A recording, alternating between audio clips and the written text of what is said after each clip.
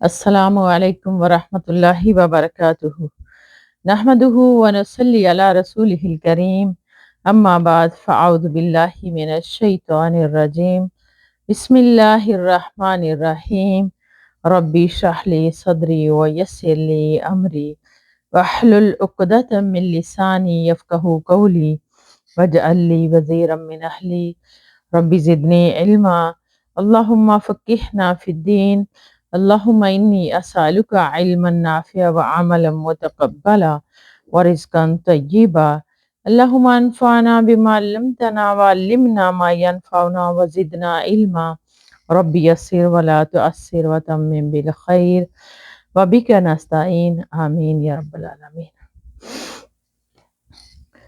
باب استقامت کا بیان۔ قال اللہ تعالی فاستقم کما امرت ہود۔ اللہ سبحانہ تعالیٰ نے فرمایا کہ تو ثابت قدم رہ جیسا کہ تجھے حکم ہوا ہو۔ وقال تعالی ان الذین قالوا ربنا اللہ ثم استقاموا تتنزل علیہم الملائکہ ألا تخافوا ولا تحزنوا وأبشروا بالجنة التي كنتم توعدون نحن أولياؤكم في الحياة الدنيا وفي الآخرة ولكم فيها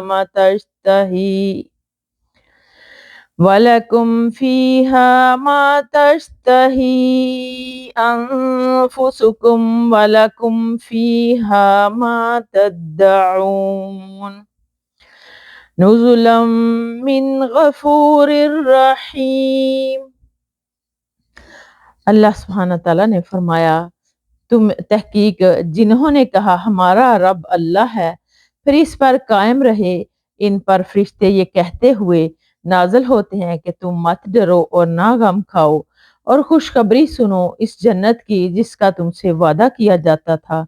ہم تمہارے دوست ہیں دنیا کی زندگی میں اور آخرت میں، اور تمہارے لیے وہاں وہ ہے جو تمہارا جی چاہے، اور تمہارے لیے وہاں وہ ہے جو تم مانگو، مہمانی ہے اس بخشنے والے مہربان کی طرف سے نیز۔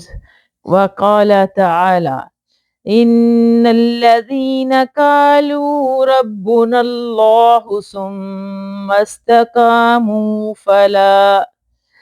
فلا خوف عليهم ولا هم يحزنون أولئك أصحاب الجنة خالدين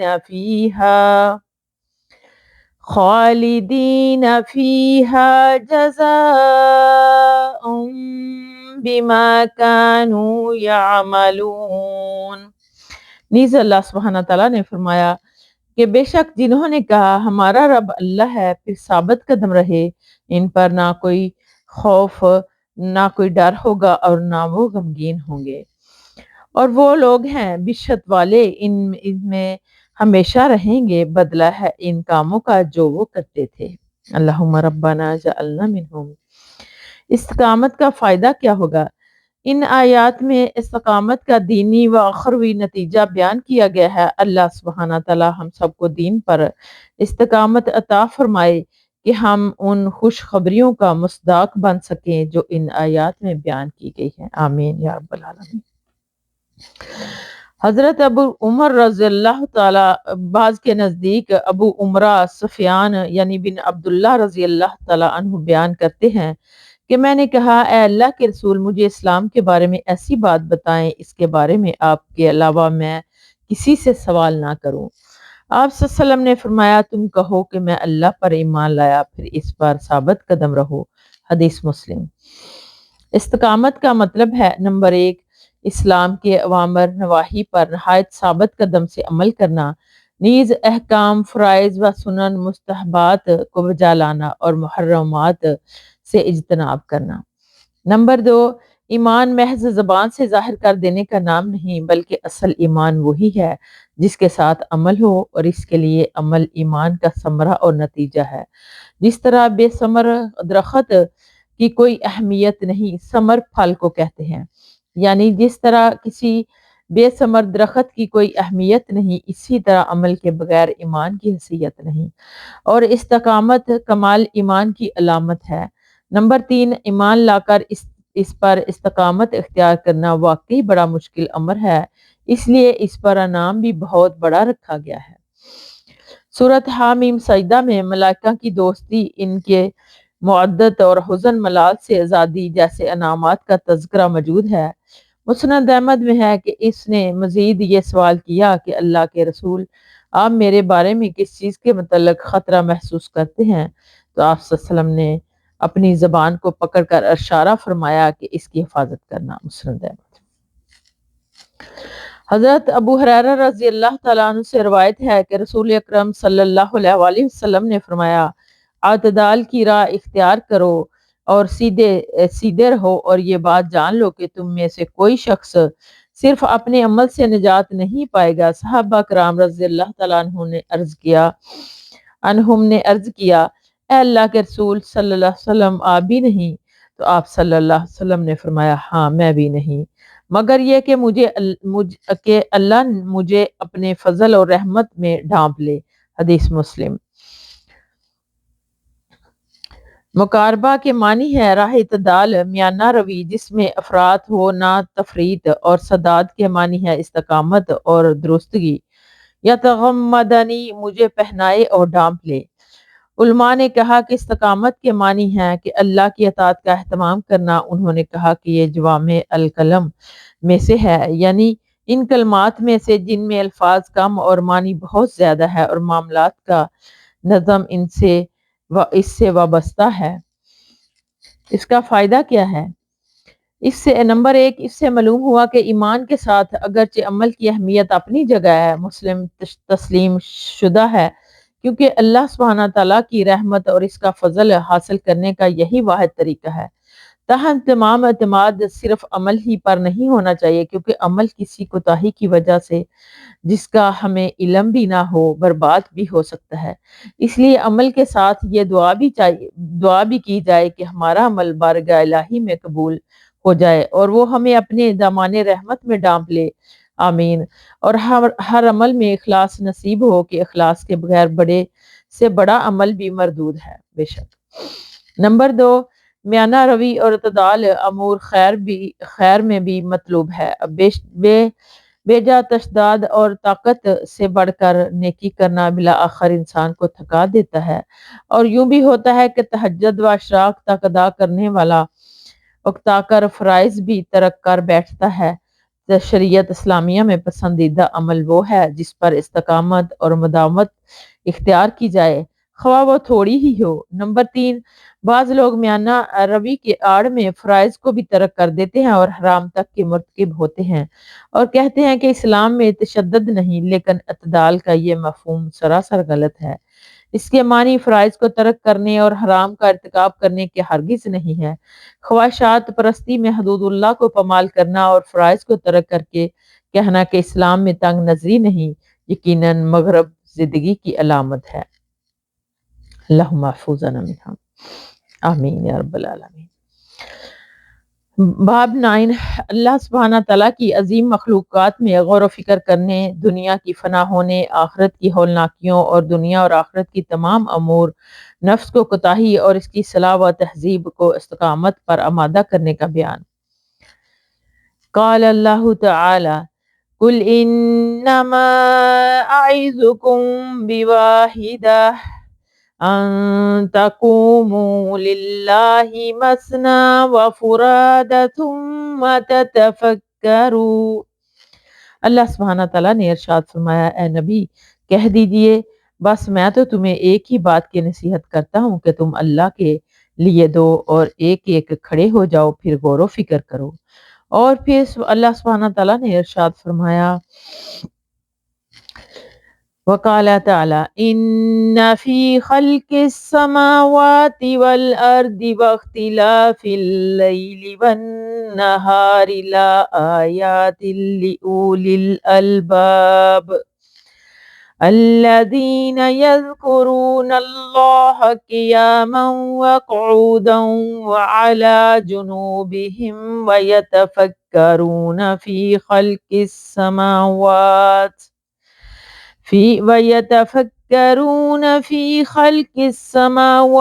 والأرض ربنا ما خلقت هذا باطلا سبحانک فقنا عذاب النار۔ اور ارشاد باری تعالیٰ ہے بے شک آسمان و زمین کی پیدائش میں، رات اور دن کے آنے جانے میں عقل مندوں کے لیے نشانیاں ہیں۔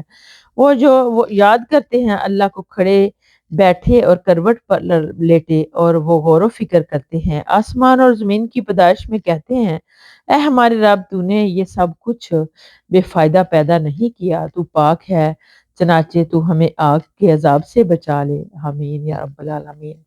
نیز فرمایا وقال تعالی افلا ينظرون الى الابل كيف خلقت والى السماء كيف رفعت والى الجبال كيف نصبت والى الارض كيف سطحت فذکر انما انت مذکر۔ سورۃ الغاشیہ۔ نیز اللہ سبحانہ تعالیٰ نے ارشاد فرمایا کیا وہ اونٹوں کی طرف نہیں دیکھتے کہ وہ کیسے پیدا کیے گئے، اور آسمان کی طرف کہ وہ کیسے بلند کیا گیا، اور پہاڑوں کی طرف کہ وہ کیسے گاڑے گئے، اور زمین کی طرف کہ وہ کیسے بچھائی گئی۔ چنانچہ تو نصیحت کر، تو صرف نصیحت کرنے والا ہے۔ اور ارشاد باری تعالیٰ ہے افلم یسیروا فی الارض فینظروا، اور فرمایا کہ وہ زمین میں چلے پھرے نہیں کہ دیکھیں۔ اس مفہوم کی اور بھی بہت سی آیات ہیں اور احادیث میں بھی سابقہ حدیث ہیں۔ نمبر 10 باب نیکیوں کی طرف جلدی کرنے اور طالب خیر کو اس بات پر آمادہ کرنے کا بیان کہ وہ نیکی کو بغیر کسی تردد کی وجہ سے اور محنت کے ساتھ اختیار کرے۔ قال اللہ تعالی فاستبقوا الخیرات، اللہ سبحانہ تعالیٰ نے ارشاد فرمایا نیکیوں کی طرف جلدی کرو۔ وقال تعالی وسارعوا إلى مغفرة من ربكم وجنة عرضها السماوات والأرض أعدت للمتقين۔ اور ارشاد باری تعالیٰ ہے اور جلدی کرو اپنے رب کی مغفرت اور جنت کی طرف جس کی چوڑائی آسمانوں اور زمین کے برابر ہے، جو پرہیزگاروں کے لیے تیار کی گئی ہے۔ اس موضوع سے متعلقہ حدیث درج ذیل ہیں۔ حضرت ابو ہریرہ رضی اللہ تعالی عنہ سے روایت ہے کہ رسول اکرم صلی اللہ علیہ وآلہ وسلم نیک اعمال کرنے میں جلدی کر لو۔ رسول اللہ صلی اللہ علیہ وسلم نے فرمایا کہ نیک اعمال کرنے میں جلدی کر لو، ایسے فطروں کے آنے سے پہلے جو شب طریق کے مختلف ٹکڑوں کی طرح یکے بعد دیگرے رونما ہوں گے۔ صبح کو آدمی مومن ہوگا اور شام کو کافر، اور شام کو مومن ہوگا تو صبح کو کافر، اور اسی طرح کے اپنے دین کو دنیا کے معمولی سامان کے عوض بیچ دے گا۔ حدیث مسلم۔ نمبر 1 اس میں خبر دی گئی ہے کہ قیامت قریب پے در پے فتنوں کا ظہور ہوگا۔ فتنوں کی کثرت کی وجہ سے لوگوں کی نظروں میں دین و ایمان کی کوئی حیثیت باقی نہیں رہے گی۔ دنیا حاصل کرنے کی دوڑ لگی ہوگی، حتیٰ کہ دنیاوی مفادات کے لیے اپنے دین و ایمان کا سودا کرنے میں بھی کوئی تامل نہیں ہوگا، بلکہ صبح و شام اس کے روپ بدلیں گے۔ ماشاءاللہ، ایسے حالات میں اہل ایمان کو استقامت کی اور بلا تخیر اعمال صالحہ بجا لانے کی تلقین کی گئی ہے۔ نمبر 2 نیکی کے موقع میسر آتے ہی اسے کر گزرنا چاہیے۔ تعمیل کی صورت میں شیطان طرح طرح کے خیال پیدا کر کے اس سے دور کرنے کی کوشش میں کامیاب ہو جاتا ہے۔ تعمیل مطلب تاخیر کرنے میں۔ اللہ کی معصیت اور گناہ بہت بڑا فتنہ ہے۔ رسول اکرم صلی اللہ علیہ وسلم نے اس سے پناہ مانگی، کیونکہ کا مسیتوں کا دلادہ انسان دار آخرت سے غافل ہو جاتا ہے، امور خیر میں لیت و لال سے کام لیتا رہتا ہے، تاآن کہ موت اسے دبوچ لیتی ہے اور اسے ندامت اور توبہ کی توفیق بھی نہیں ملتی۔ اللہم محفوظنا منہم، یا اللہ اس سے بچا لینا کہ جب کہ توبہ کی توفیق بھی نہ ملے۔ اللہم محفوظنا منہم، آمین۔ اللہم اغفر لنا قبل الموت وارحمنا عند الموت ولا تعذبنا بعد الموت ولا تحاسبنا یوم القیامہ انک علی کل شیء قدیر۔ بے شک، آمین یا رب العالمین۔ حضرت ابو سراج سین کی زیر اور زبر کے ساتھ عقبہ بن حارث رضی اللہ تعالیٰ عنہ بیان کرتے ہیں کہ میں نے نبی اکرم صلی اللہ علیہ وسلم کے پیچھے مدینے میں عصر کی نماز پڑھی۔ آپ نے سلام پھیرا اور نہایت تیزی سے اٹھ کھڑے ہوئے اور لوگوں کی گردنیں پھلانگتے ہوئے اپنی بیویوں میں سے کسی کے حجرے کی طرف تشریف لے گئے۔ لوگ آپ کی اس تیز رفتاری سے گھبرا گئے۔ تھوڑی دیر کے بعد آپ صلی اللہ علیہ وسلم واپس تشریف لائے تو آپ صلی اللہ علیہ وسلم نے دیکھا کہ لوگ آپ کی اس تیز رفتاری پر تعجب کر رہے ہیں۔ آپ صلی اللہ علیہ وسلم نے فرمایا، مجھے یاد آیا کہ ہمارے پاس گھر میں سونے یا چاندی کی ڈلی کا کچھ حصہ ہے۔ مجھے یہ بات اچھی نہیں لگی کہ یہ ڈلی مجھے اللہ کی یاد سے روک دے، اس لیے میں نے جلدی جلدی جا کر اس کو تقسیم کرنے کا حکم دیا۔ حدیث بخاری۔ اور بخاری ہی کی ایک اور روایت میں ہے کہ میں پیچھے گھر میں صدقے کی ایک ڈلی چھوڑ آیا تھا تو میں نے اسے رات کو اپنے گھر رکھنا پسند نہیں کیا۔ سونے یا چاندی کا ٹکڑا۔